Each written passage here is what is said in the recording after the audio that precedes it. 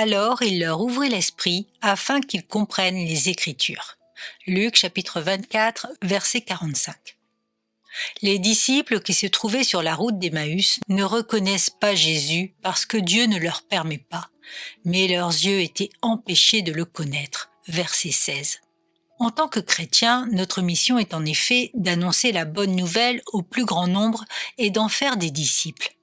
Nous le souhaitons tous et mettons tout en œuvre pour respecter cet ordre du Seigneur en fonction de nos talents et de nos possibilités.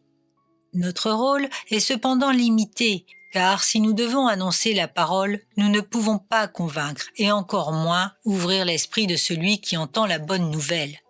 C'est pourquoi nous devons être humbles et reconnaître que c'est le travail de Dieu.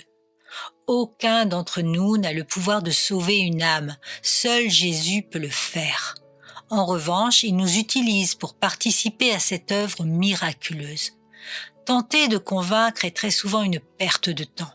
Nous avons trop souvent tendance à agir avec notre chair et c'est la raison pour laquelle nous nous décourageons. L'annonce de la parole doit être guidée par l'Esprit de Dieu, car il est le seul qui convainc de péché. La parole de Dieu est divine et si elle est utilisée sous la direction du Saint-Esprit, le miracle s'opérera inévitablement. Si Dieu dit, la chose arrive. Il ne peut en être autrement. Mais encore faut-il que ce soit lui qui parle et pas nous.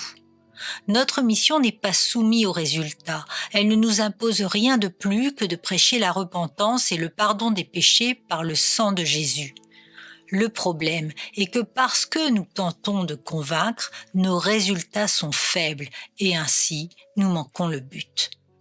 Si ceux qui nous écoutent rejettent la prédication de la croix, nous n'avons pas à insister. Chacun est libre et nous ne pourrons jamais, quoi que nous fassions, ouvrir l'esprit de qui que ce soit. Seul Jésus en a le pouvoir. L'humilité nous fait comprendre que nous ne sommes que des serviteurs et que seul notre Maître peut régénérer une âme. Arrêtons de perdre du temps et d'insister là où l'Évangile n'est pas reçu.